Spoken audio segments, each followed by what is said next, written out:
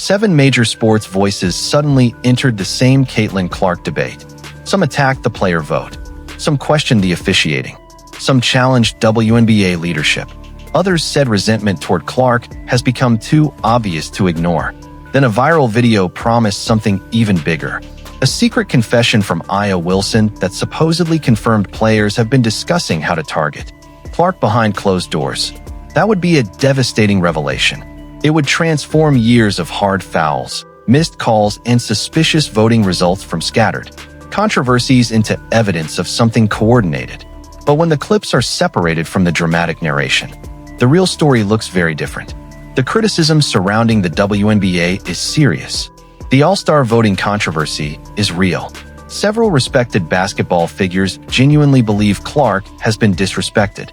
But the alleged Aya Wilson confession does not prove what the viral headline claims. And understanding that difference reveals a much larger problem for the league. Because the WNBA is now facing 2 battles at once. One concerns whether it is officiating and protecting its most visible player fairly. The other concerns whether exaggerated media narratives have made an honest discussion almost impossible. The latest controversy began with the 2026 WNBA All-Star voting results. Caitlin Clark became a starter. That part was not surprising. She received the 2nd highest guard ranking from fans and the 3rd highest ranking from the media panel. The shock came from the players. Among the player ballots, Clark ranked 11th at guard. That number immediately took over the conversation. Clark was averaging close to 20 points and 8 assists. She remained one of the most difficult players in the league to defend. Indiana's offense still changed whenever she stepped on the floor. Defenses picked her up far beyond the three-point line. They blitzed screens. They placed multiple players in her passing lanes. Even during games when Clark did not score efficiently, her presence created opportunities for Kelsey, Mitchell, Aaliyah Boston, and the rest of the Fever. Yet the players who faced her ranked her outside the top 10 among guards. Stacey Dales refused to dismiss the result as harmless. She called it insulting. She called it preposterous.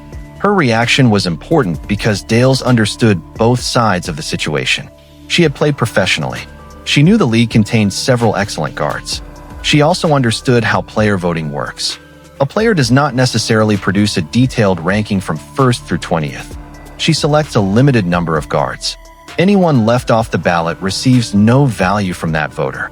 That means Clark's 11th place result did not prove every player personally believed 10 guards were better. A relatively small number of omissions could push her down dramatically. But Dale's larger point remained. How could so many players leave Clark outside their selected group when her production and defensive attention were so obvious? Dales described Clark as exceptional, elite, and extraordinarily difficult to defend. She emphasized that Clark is dangerous as both a scorer and passer. Blitz her too aggressively, and she finds the open teammate. Give her space, and she can shoot from several feet behind the line. Place a larger defender on her, and she changes pace. Use a smaller defender, and she passes over the top. That basketball reality made the 11th place result difficult to explain. Then Candace Parker went further. Parker did not only disagree with the ballots. She openly questioned the emotional reasons behind them.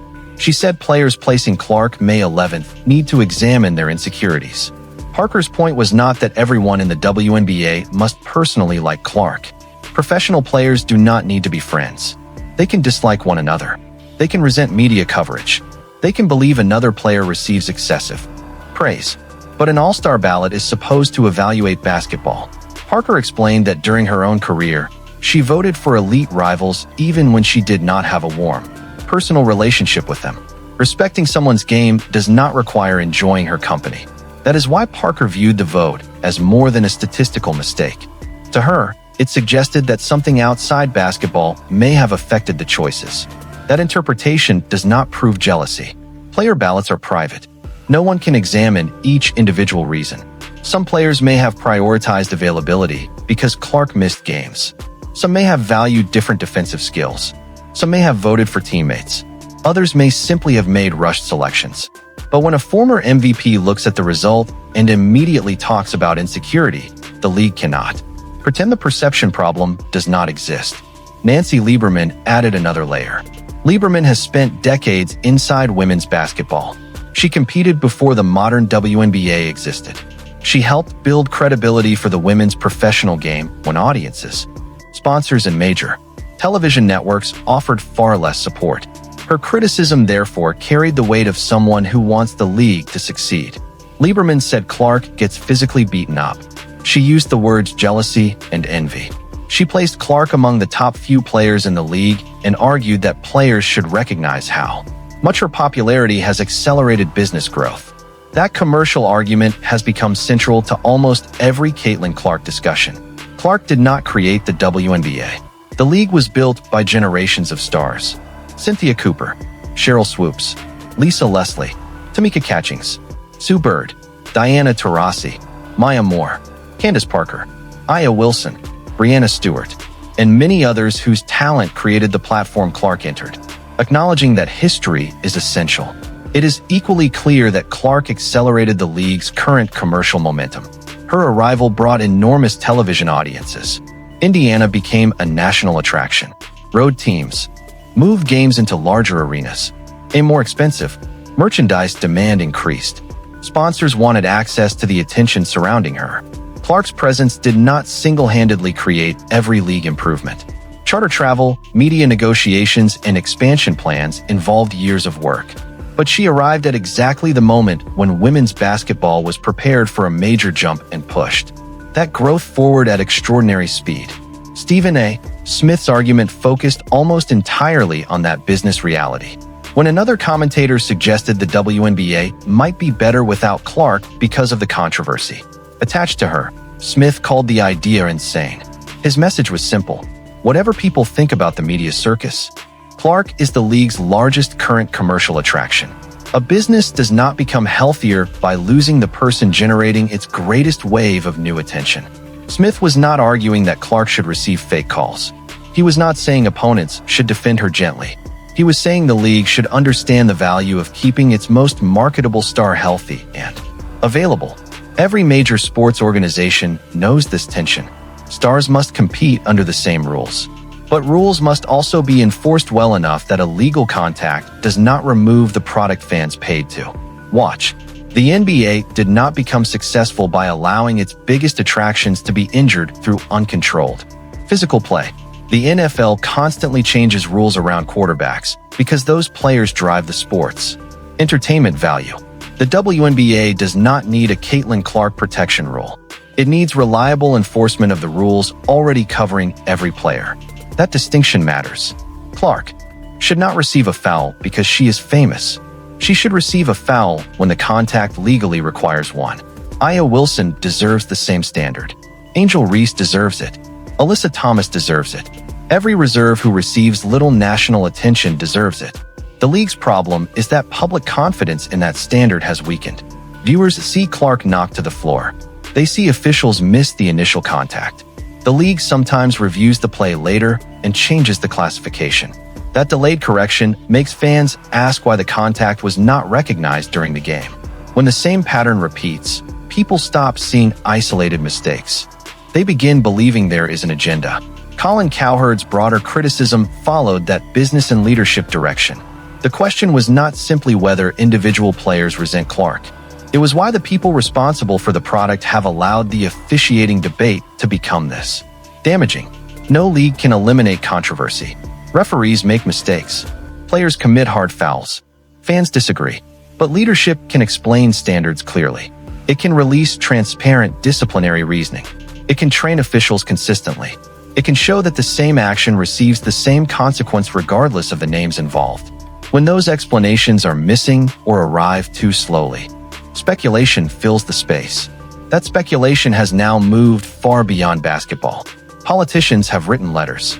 Commentators have discussed possible civil rights concerns. Online communities interpret physical incidents through race. Clark becomes a symbol rather than only a player. Opponents become characters in a culture war they may never have agreed to join. This is why accurate reporting matters. There are enough legitimate questions without inventing evidence. Dan Patrick's criticism highlighted a different leadership issue.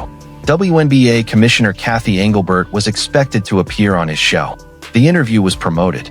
Patrick intended to ask difficult questions about the league, officiating, player safety, and the controversy surrounding Clark and Alyssa Thomas. Then the appearance was canceled. Patrick said his team waited before receiving what he considered an inadequate response. He argued that a serious league must allow its commissioner to face serious questions.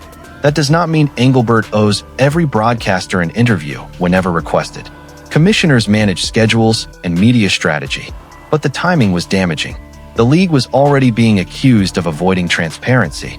Canceling a prominent interview during the controversy made the leadership appear more defensive. Patrick's criticism was not proof the WNBA had no safety plan. It was proof that the league missed an opportunity to explain one. That distinction is important throughout this story.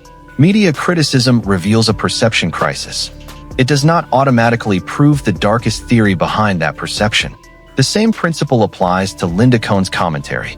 Cohn praised Clark for refusing to portray herself as a victim, even while physical incidents and hostile reactions repeatedly became part of the story around her. Clark has frequently taken a measured public approach. She has criticized officiating. She has shown frustration during games.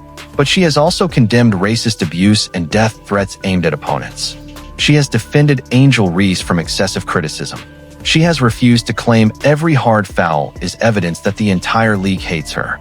That restraint makes the narratives created on Clark's behalf even more complicated. Some of the loudest people defending her make accusations Clark herself has not made. They assign racial motives. They declare secret plots. They describe ordinary opponents as enemies. Then Clark must answer for an atmosphere she did not create. This brings the story to Aya Wilson. The viral transcript promises a damning secret. It says Wilson discussed how WNBA players talk about Clark privately. It claims she confirmed that targeting is an open secret inside group chats and locker rooms. But the actual quoted exchange does not show that. The conversation happened in a public interview about Angel Reese's celebration against Clark during the 2023 NCAA championship game. Reese had followed Clark near the end of LSU's victory, used the "you can't see me" gesture, and pointed toward her ring finger. The moment created enormous backlash. Some people called Reese classless. Others noted that Clark had used similar gestures without receiving the same reaction. Clark defended Reese and said trash talk was part of competition. During the interview, Wilson was asked how professional players viewed the controversy. She said she laughed at the size of the reaction because emotional exchanges happen regularly in basketball. Then Stephen Jackson made the most provocative statement. He said players say worse things to white male opponents. Wilson agreed with the larger idea and referred to unwritten basketball rules. People can criticize that exchange. They can argue racial language should not be normalized. They can question why Wilson agreed. They can discuss double standards in the way athletes talk about race. Those are legitimate subjects. But Wilson did not say WNBA teams plan illegal attacks against Clark. She did not reveal a league-wide group chat. She did not describe referees allowing intentional targeting. The conversation occurred before Clark began her professional career. It concerned trash talk surrounding a college championship moment. Transforming that clip into proof of a 3-year WNBA conspiracy requires adding claims that Wilson never made. This is where the viral story undermines the legitimate one. There are real reasons to examine Clark's treatment. The player vote deserves scrutiny. The officiating has created understandable frustration. Several physical incidents have required league review. The commissioner's communication strategy can be questioned. Former players openly believe resentment may be involved. Those facts already create a major WNBA controversy. A false Aya Wilson confession gives defenders of the league an easy way to dismiss everything else. They can point to the exaggeration and say the entire discussion is based on misinformation. That would be unfair too. The correct conclusion is not that every concern is fake. It is that concerns must be supported individually. The player vote is verified. Clark ranked 11th among guards on player ballots. Dales and Parker criticized it strongly. Lieberman publicly discussed envy. Stephen A. emphasized Clark's commercial value. Patrick criticized the commissioner's canceled appearance. Those events happened. The claim that Wilson admitted to planned targeting did not. The claim that Clark absorbed more than 20% of all league flagrant fouls since 2024 also requires evidence that has not been supplied through an official statistical source. A viral percentage sounds powerful. It should not be repeated merely because it fits the narrative. Flagrant foul totals are affected by league reviews, upgrades, different seasons, and the definition being used. Is the statistic counting flagrants committed directly against Clark? Is it counting plays involving her on either side? Is it counting regular season games only? Does it include retroactive upgrades? Without a transparent dataset, the number is a claim, not a fact. The strongest argument for better protection does not require a questionable percentage. Video evidence and official disciplinary decisions can be evaluated play by play. When Alyssa Thomas made contact around Clark's neck, the league reviewed the incident and issued additional punishment. That proves the league believed the play crossed the standard. It does not prove every other physical incident came from the same motive. Thomas later reported receiving death threats and racist abuse. Clark condemned that behavior. That part must remain in the story. Player safety cannot be defended through harassment. A person who sends racist threats after a foul is not protecting Clark. That person is creating another form of harm and forcing Clark's name into it. The WNBA now faces an extraordinarily difficult environment. It must enforce physical play rules without appearing to give its biggest star special treatment. It must protect players from dangerous contact while also protecting them from online abuse. It must acknowledge Clark's commercial impact without erasing the black women who built the league. It must allow legitimate criticism without permitting false accusations to become accepted truth. And it must do all of that while the games continue every few days. The All-Star vote illustrates the tension perfectly. Players had the right to choose their ballots. Clark still became a starter because the total system included fans and media. No rule was broken simply because the player ranking looked unreasonable. But the vote communicated something, whether players intended it or not. It told the public that Clark's peers evaluated her far differently from fans and journalists. Maybe that difference came from personal bias. Maybe it came from missed games. Maybe it came from teammate voting and a small ballot sample. Probably it came from several factors at once. The WNBA should explain the voting mechanics clearly rather than pretending the number will not be interpreted emotionally. The league may also need to reconsider whether player voting produces useful results when participation is limited and selections can become personal. That is a policy debate. It is more productive than accusing every voter of hatred. Clark's basketball remains the simplest answer. She continues producing. She continues creating offense. She continues forcing defenses to build entire strategies around her. She recently became the fastest WNBA player to reach 600 career assists. She remains one of the league's leading scorers and passers. Her teammates benefit from the space she creates. Kelsey Mitchell receives different defensive coverage. Aaliyah Boston gets better passing angles. Shooters receive cleaner looks when multiple defenders follow Clark. That impact is why analysts found the player ranking so difficult to accept. Clark does not need to be declared a messiah. She does not need every opponent to celebrate her. She does not need the league to pretend she created women's basketball. She needs her production evaluated honestly. She needs the rules applied consistently. And the league needs to communicate strongly enough that every missed call does not become evidence of a conspiracy. Aya Wilson deserves the same fairness. Her actual words can be criticized. Her opinions about race, marketing, and basketball culture can be debated. Her competitive relationship with Indiana can be examined. But she should not be accused of confessing to something she never said. Wilson is one of the greatest players of her generation. Turning her into the mastermind of an unsupported plot does not elevate Clark. It only poisons the conversation between two athletes whose success should be expanding the league. Together, that may be the real damning secret exposed by the 7 media voices. Not a hidden Aya Wilson confession. Not a documented league-wide plan. The secret is that trust has collapsed. Players do not trust every media narrative. Fans do not trust the officials. Commentators do not trust league leadership. Clark supporters do not trust other players' motives. Other WNBA fan bases do not trust Clark-centered coverage to treat their stars fairly. And once trust disappears, every incident becomes proof of whatever people already believed. A low player vote becomes a confession of jealousy.